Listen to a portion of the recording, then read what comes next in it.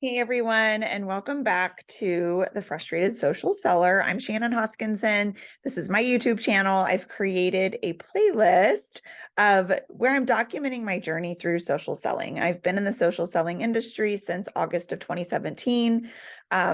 It's not something I ever saw myself doing, but fell in love with the idea of helping people, changing lives with products that really work. So in saying all of that, then I've found myself in a little frustrated season. And oftentimes we hear from people as they are on the other side of their frustration, which is good to hear, but I like to hear from people in the midst of their frustration. And that's kind of where I'm at. So I am a frustrated social seller. I'm telling you about my journey. No, I'm not going anywhere. No, I'm not giving up on the industry because it's amazing and it's changed everything for me and my family. But I do want to be a space to offer encouragement. So that's what I'm doing once a week, uploading a video.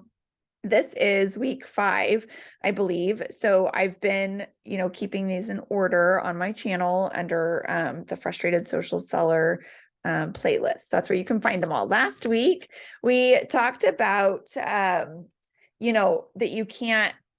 you aren't in charge of your own success, right? Like I talked about tomato plants and how I had one that bloomed and one that didn't and kind of what went along there. So today I'm going to talk with you about this idea of horizon chasing. So for me, I worked 5 years to slowly, steadily build the stable business to get to a top rank in my company.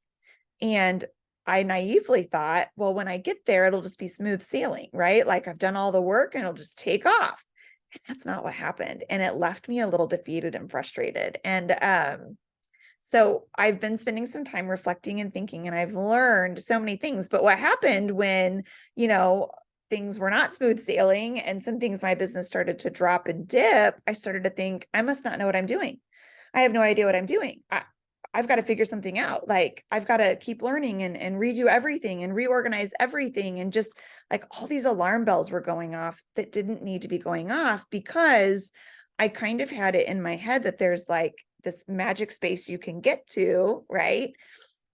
That I just couldn't seem to get to, which oftentimes we call it the horizon. It's horizon chasing. Like no one can actually make it to the horizon, but somehow it looks like we can. So we work and work and work to get there, but that's kind of futile because you're not going to get to the horizon. So let me explain a little bit more. So kind of what happened was I went to this conference for top leaders in my company, and I talked to one of the top leaders, and we just talked about some of this, and she told me about this book called The Gap and the Gain.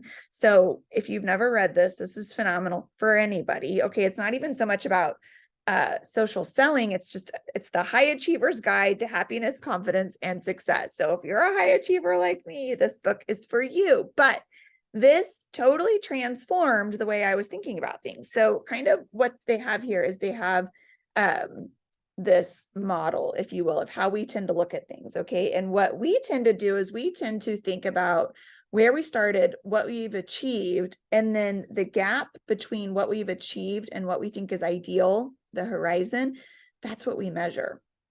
And so when we look at what we achieved and then we look at how far we have to go to our ideal, we get really frustrated because we're like, oh, why can't I figure it out? Right. And so you feel disappointed and frustrated, and you might feel like I need to abandon everything I've ever been doing and start over. Right. It just creates all this hustle and worry.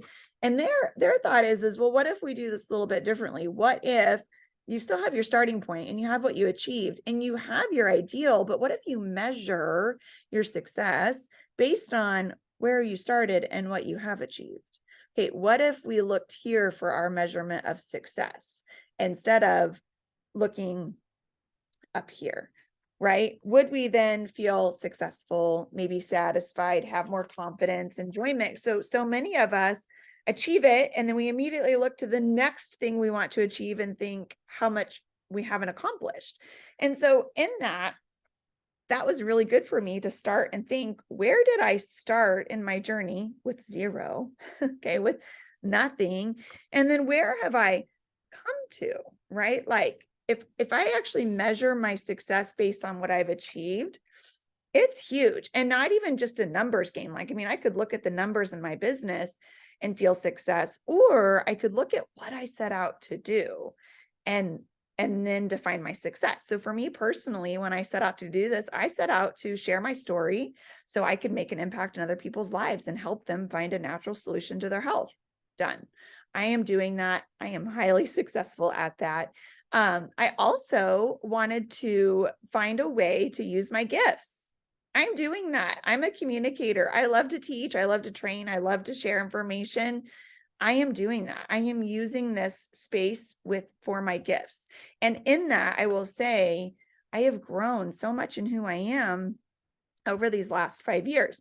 The numbers in my business right now might not reflect the success that I've achieved at some point in time, but those numbers do not reflect the amount of progress I have made in my own mindset, in my own ability to communicate, in my ability to teach and coach others well.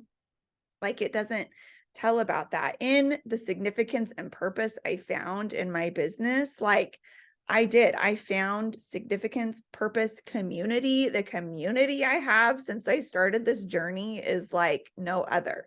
I mean, I have so many things that have brought so much success, right? That if I stop now and I measure how successful I am based on where I'm at versus how far I think I need to go, I'm going to feel like a failure and then I'm going to quit. Or I can change my perspective around and go, well, I started with this much and I have this much numbers wise, but then I have all these other things that numbers can't measure. And so that has been a huge mindset shift for me in remembering that you don't need to measure how successful you are based on what you've achieved and how far you think you should still go.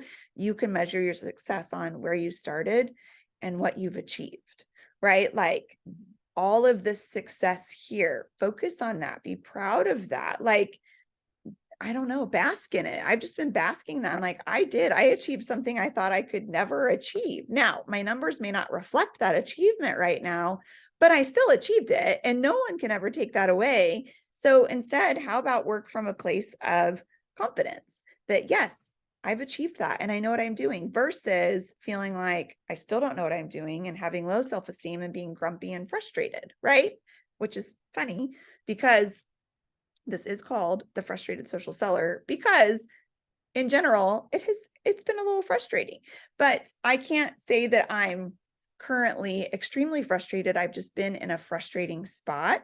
And so that's why I named it this. But all of that to say, I hope you hear what I'm saying. And I hope you will consider picking up this book or listening to it or whatever. This has been phenomenal. And this has really helped ease my frustration and put everything into perspective for me, and has helped me continue to work from a place of confidence and joy versus frustration, hustle, and fear, which is what I want. And so I hope that's encouraging to you today. So I hope if you're in the midst of a valley, or you know someone who is, hopefully what I'm sharing here is encouraging. These are lessons from the valley, lessons I'm learning that I know will carry me forward, because you learn more in failure than you ever learn in success. I promise. Okay. So failure is part of the journey. You have to just let it be there. It doesn't have to mean anything bad unless you want to make it mean something bad. And then you just keep learning and you keep going. And that's what I'm going to do. And so every week I'll be back to share just a little bit more about some things I've learned. And next week I'll share with you this book I started reading where the description on the back like stopped me in my tracks. And we'll talk about that next week and why it was so pivotal for me. So hope you guys are having a great week. See you next time.